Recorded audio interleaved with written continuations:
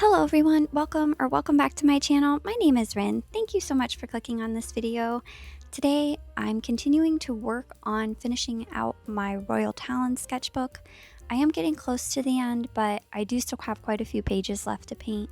So in this spread, I ended up drawing this girl who was very Nancy Drew inspired. She felt like Nancy Drew after I had kind of gotten her mostly drawn. I was like, oh, she makes me think of Nancy Drew. So this is a very Nancy Drew inspired spread.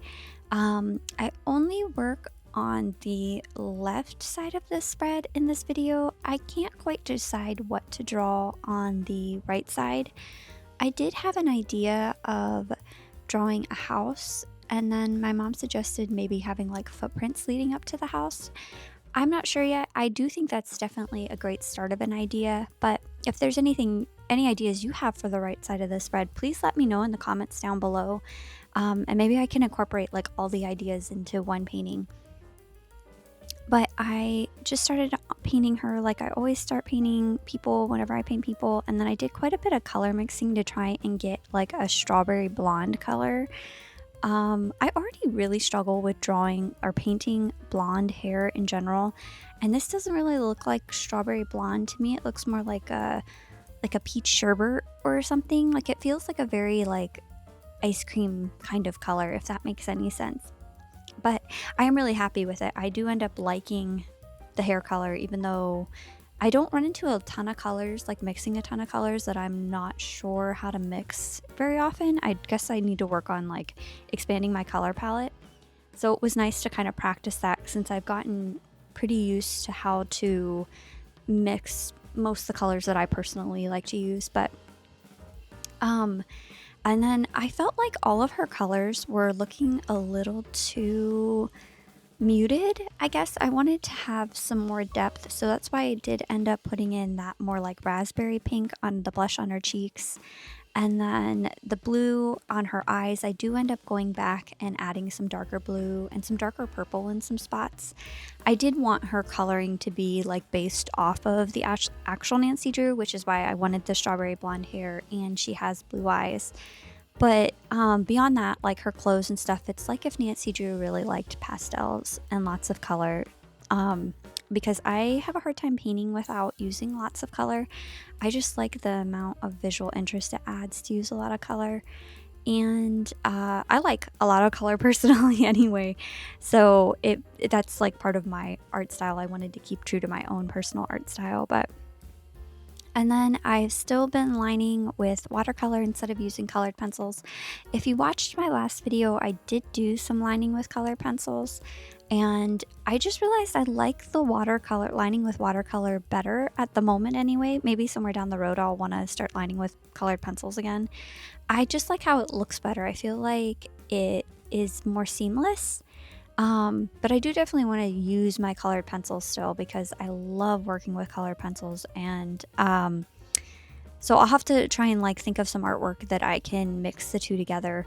I've seen people do like watercolor with marker as well, which is something I really wanted to try, and I just always forget about it, and I need to make sure I'm drawing on paper that can handle both watercolor and marker. So note to self, do those things in the future. But I've still been struggling with some art block, like talking about all these cool techniques I would love to try, but despite that, I've been struggling with some art block still and just not knowing exactly what to draw.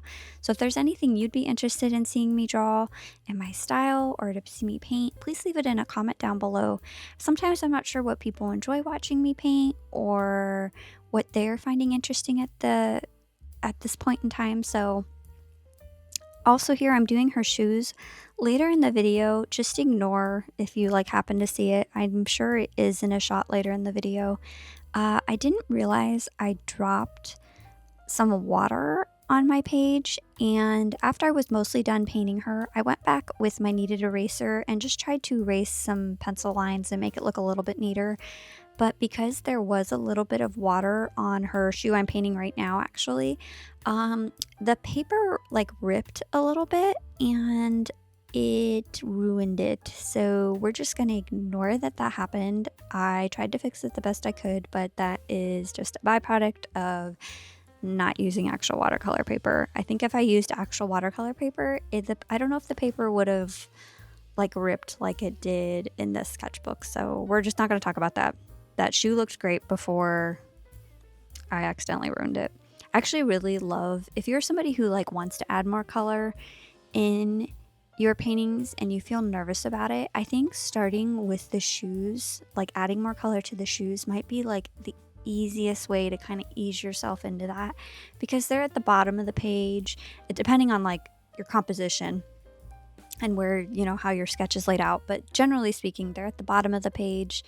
So you can kind of throw some more color in there and they don't, like, it doesn't stand out too much. I always feel like I have the most freedom at adding color to shoes because I'm not too worried about it distracting or getting messed up, like me messing it up too much. So I always kind of enjoy painting shoes. I always feel like I like how they come out because I don't feel too stressed about potentially ruining anything. I also use a lot of color combos I don't normally use on this spread. I don't know how I feel about them. I tend to like more like blue and purple or pink and blue or pink and yellow, which I did do pink and yellow, but adding those pops of greens, I felt like I almost used too many colors. I like how the whole spread looks at the end, but when I was doing it, it was a very much, I just like trust the process and hoping I wasn't ruining it, anything. And because obviously once you put watercolor down, you're kind of stuck with how it looks. Though I still haven't tried that tip. I've talked about this before on my channel. Apparently you can use a magic eraser and pull up watercolor off of a page. I have not tried that. So maybe that's not true. Maybe once you put watercolor down, it's not actually the end and you can take it off. I'm not sure. I haven't tried. So here I'm just painting her bag. It has our little clue notebook. I had her magnifying glass, a little Polaroid, here her camera, and then a little mug of tea or coffee. I was just trying to think of things that made me think of like something a detective would carry around. And then doing some highlights. My favorite part, it always feels like everything comes together really well and the painting starts to pop after adding all the highlights. I feel like this is almost a very autumnal theme spread. I don't know, for some reason mysteries and things like that always makes me think of autumn. So I was trying to do the colors more springy and summery. And then here I just wanted to decorate the page some more and fill in some of those empty spaces. Also just add more color. So I just used these little scraps of paper I have. I ended up really liking, I think like the decorating is what made me like this whole page a lot more than I was expecting to, and like the colors a lot more. And this is how it turned out. If you are still watching, as always, thank you so much for watching to the end. I really appreciate it. I will see you in the next one. Remember to be kind and stay cozy. Bye!